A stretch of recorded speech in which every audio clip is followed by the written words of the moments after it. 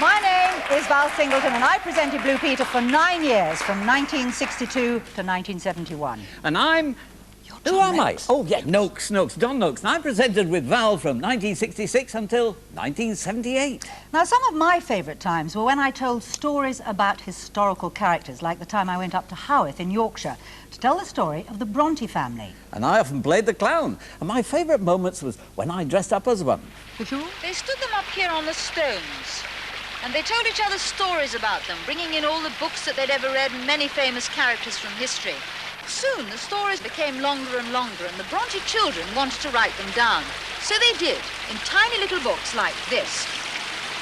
This one is actually for one of the toy soldiers called Sergeant Tree. And they made these books themselves, stitching old pieces of paper together, and wrote in the smallest possible writing, small enough for a toy soldier to read. My part in the act was apparently very simple. All I had to do was to balance a chair on my chin.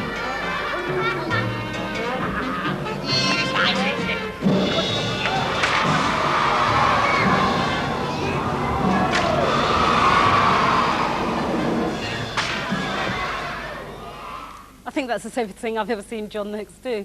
Well, we've got more favourite moments coming up. And get ready for details of how to vote for your favourite. We'll show the whole of the winner on Monday. Come over here a minute. Come over here. Right. Now, I'm Sara Greene. Yes, and I'm Peter Duncan. Of course you are. I thought I recognised that suit. That's what it was. Yeah, we presented Blue Peter together about 10 years ago in the early 1980s. Yeah, well, on some expedition to Japan, I needed no persuasion to take on a sumo wrestler. And I needed a lot of persuasion to find myself dangling out of a helicopter for the first time. I felt cold and wet and alone. There was no going back now. I kicked off and I found I could hardly move. My 50 kilograms wasn't enough to overcome the effect of 65 metres of wet, heavy rope pulling against the brake. I was left dangling in mid-air. Then I found the right technique. I had to lift the rope up and feed it through the figure of 8, a few centimetres at a time. Such hard work! The moment arrived when, for his next opponent, he picked me.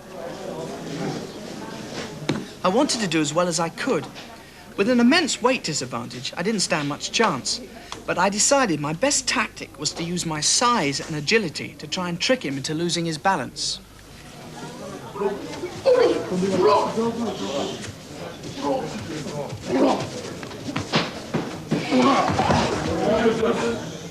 It didn't work.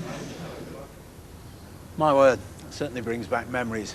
Petra, well, she was my dog when I presented Blue Peter. In case you don't know, my name's Peter Purves, and I presented the programme between November 1967 and March 1978, 10.5 years. One film that really does stand out in my mind was the day I spent with the bridge inspector on the then new Forth Road Bridge.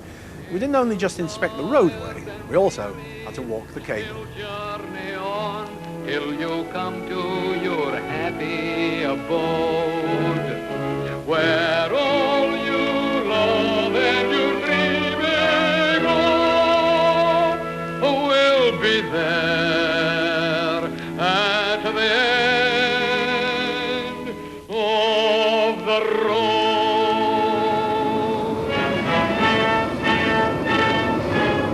I tell you, if I'd seen the cable beforehand from up here, I wouldn't have come. I don't fancy the return trip.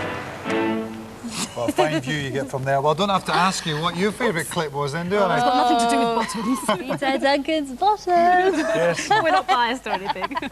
Well, still to come this afternoon, there's So my predictable. attempt at dragon boat racing, plus John will have a little bit of competition when his kitchen gets invaded to make a birthday cake. Oh, plenty to look forward to there. Hello, I'm Lesley Judd, and I was on Blue Peter from 1972 until 1979. And I'm Simon Groom. I joined in 1978 and left 7 years ago in 1986. Well, I don't know about you, but my most hair-raising moment on the programme was being winched off the Bishop Rock Lighthouse. About hair-raising, I'd be glad of some hair. And although I grew up on a farm and very used to animals, I wasn't quite prepared for what I found on a ranch in California. Yep.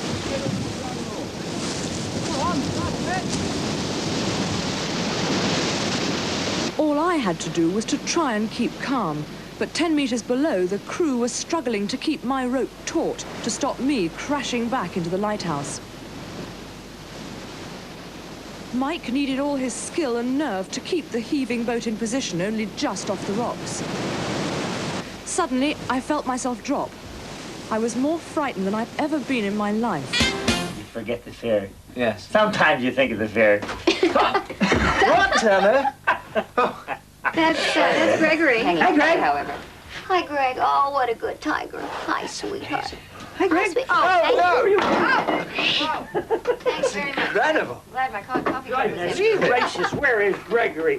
What are you doing, He looks a Greg? bit peckish. Do you think we ought to feed him? I think so. I think he'll take his own food. He He's was. precise. He's amazingly agile. I mean, he got it there like one of your little pet cats, one of the house cats. I don't think he cares that that's our dinner. I don't believe what I'm seeing. Hello, I'm Janet Ellis. I was with the programme for 4 years between 1983 and 1987. I've got lots of best bits, but if I have to choose one favourite, I think it would be singing with the BBC Symphony Chorus for the last night of the proms.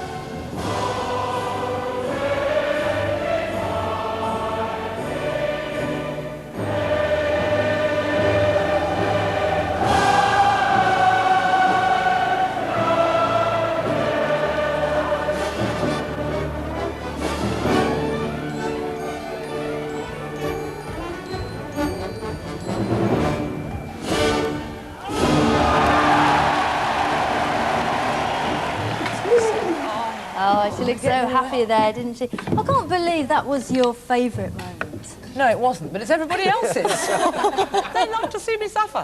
What happened next? It was pretty hairy. Well, I in fact did manage to get back in the boat. There was some poor woman in the boat who was so frightened watching me that she was sick all over the side. It's Biddy Baxter. No, it wasn't Biddy Baxter. No, That's actually John's favourite Biddy trick. declined to go on that trip, actually. Biddy Baxter, in actual fact, was the ex-editor of the programme. She's very wise. All right then, all's ready. No, all's ready. Come on. You weren't just here to come and sit and look pretty. Good. What do they look like? Well, I actually spent most of last Sunday sitting in this when I tried my hand at one of the most ancient sports in the world.